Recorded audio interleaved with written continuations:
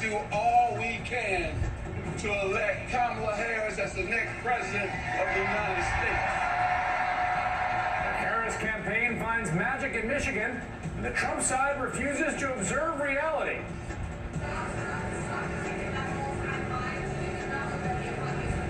No, it's not.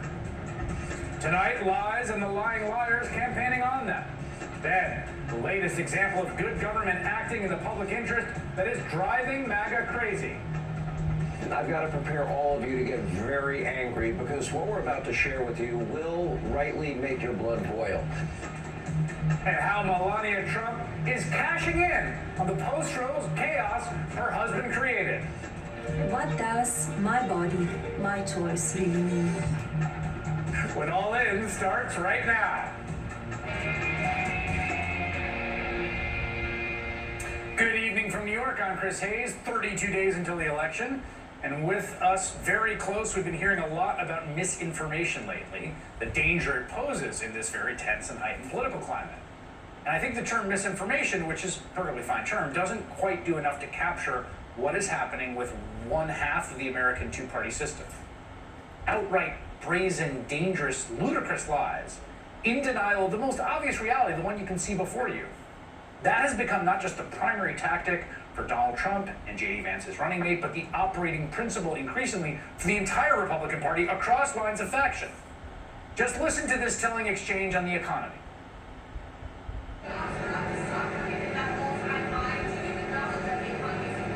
No, it's not. It's inflation has devastated our economy. It's one of the big problems we have. And on jobs, we have the illegals have taken more jobs than anybody else. You have illegals coming in and they're taking the jobs. Just a lie, just a lie. Donald Trump knows the economy is doing very well. He knows the, quote, illegals, undocumented, unauthorized workers haven't taken all the jobs. Inflation has cooled. Jobs are up a lot. Wages are up. The stock market is booming. He denies it. As if by repeating the lie enough times, he can just change the underlying reality itself. That's the idea here. Another one, again, just from today. A simple, small one, but perfectly indicative. Trump comes out and boasts that Jamie Dimon, the CEO of JP Morgan Chase, has endorsed Trump for president. Now, you think you can't lie about that. It's too easy to check. You could probably guess what the problem is here. Jamie Dimon has not endorsed Donald Trump for president. That's just a flat-out lie. You could just call up his spokespeople, as reporters did. His spokesman said Jamie Dimon has not endorsed anyone. Now, when Trump was called out for this obvious brazen lie, he then resorted to even more lying, telling NBC News, I don't know anything about it, and somebody put it up, no, I don't know. After NBC News explained that Dimon did not endorse Trump, he responded, well, then somebody is using his name? And the original post with the lie is still up, by the way. Again, this is just a perfect example of how the Trump Republican Party operates.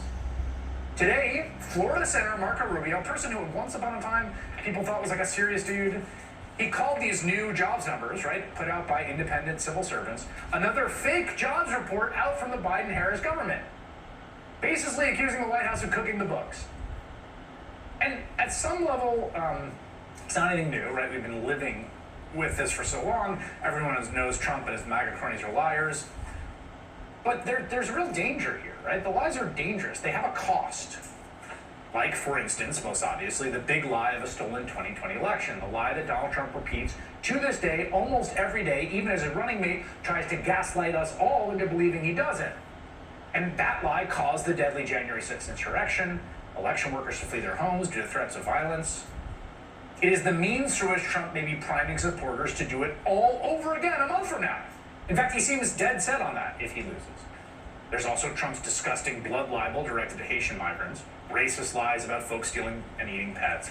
That directly led to a series of bomb threats and fears for safety in Springfield, Ohio, and workplaces and in schools. And it's a lie, by the way, that J.D. Vance admits is a lie. The American media totally ignored this stuff until Donald Trump and I started talking about cat memes. If I have to create stories so that the American media actually pays attention to the suffering of the American people, then that's what I'm going to do, Dana. Make stories, right? So that claim about Haitians is probably the most notable. But again, Trump's dangerous, violent lies about migrants is an everyday occurrence, right? They don't end there. with graphic and violent rhetoric. We're releasing migrants into our country, but these are killers. These are people at the highest level of killing that cut your throat, and they won't even think about it the next morning. They won't even think about it. And these people are all over the place, and they're killing people. I could go through the stories, and I won't. But all over, sometimes I do. They come up, they grab young girls, and they slice them up right in front of their parents. Now, these are dangerous things to say, and they are incitement of a sort. The exact same thing is happening with the lies that he's been pushing around Hurricane Helene.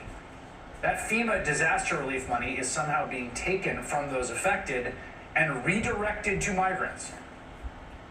So we now have no money that was supposed to be used for tragedy, for hurricanes, and this was a tragic hurricane. This was maybe the worst hurricane we've ever had, and he's got no money. And we said, what happened to all the money? They were given billions for this. He spent it on illegal migrants coming into the country, a big percentage of which are murderers. So we are poisoning our country. Our country is being poisoned. Our country is being ruined. It's being ruined by these people. And they took billions of dollars and used it for settlements of people that came in, many of which are criminals. Again, this is fabricated. It's made up. It's a lie. In fact, the only president that took FEMA money for migrant detention was Donald Trump when he was president. But it's just an alternate reality, right? This is now gospel among a certain percentage of the population. And the message is sticking. Voters are buying the alternate reality he's selling. A voter asked him about it at his rally just last hour. And again, he lied again.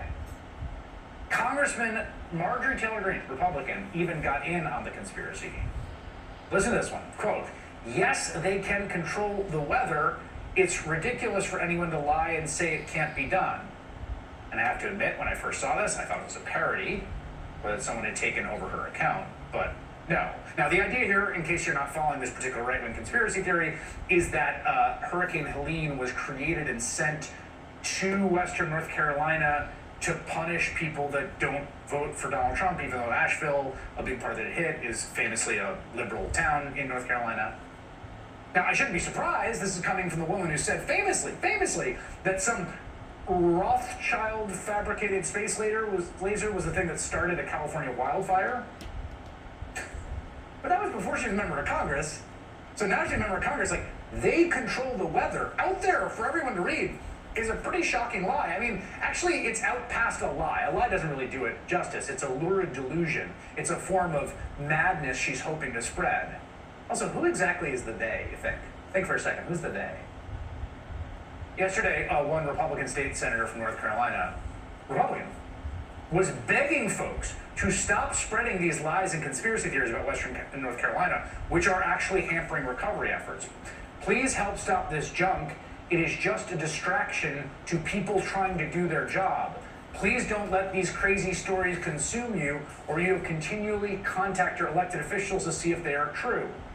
One North Carolina Democrat spoke to the HuffPost about just how polluted the information environment had become, thanks in part to Donald Trump.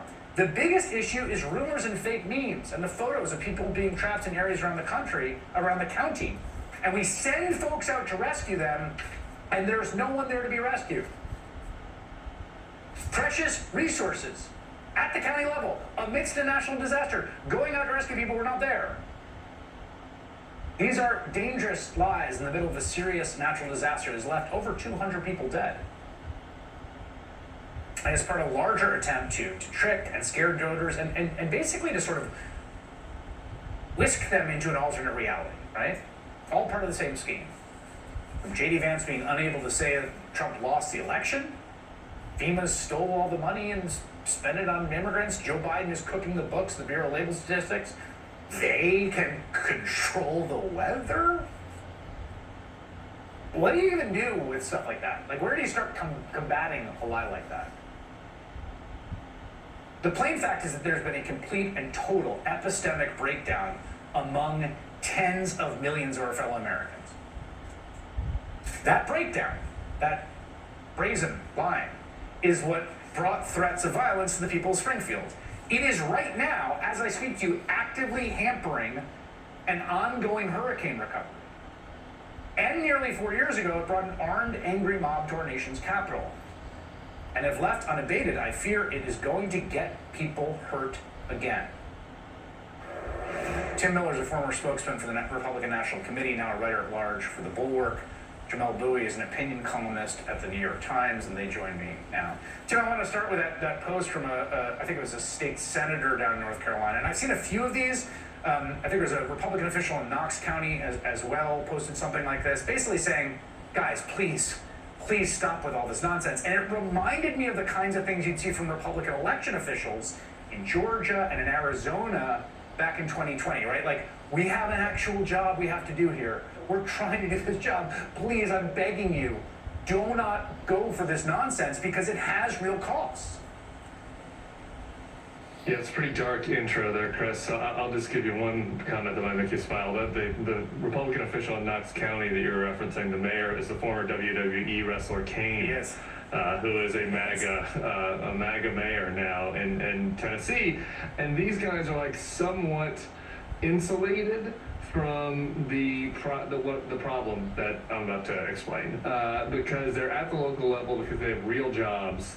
They have to be responsive to their citizens in a time of crisis. They need to act in a certain way that Marjorie Taylor Greene, as one congresswoman out of 435, doesn't have to. And it was the same with the election officials you mentioned in 2020.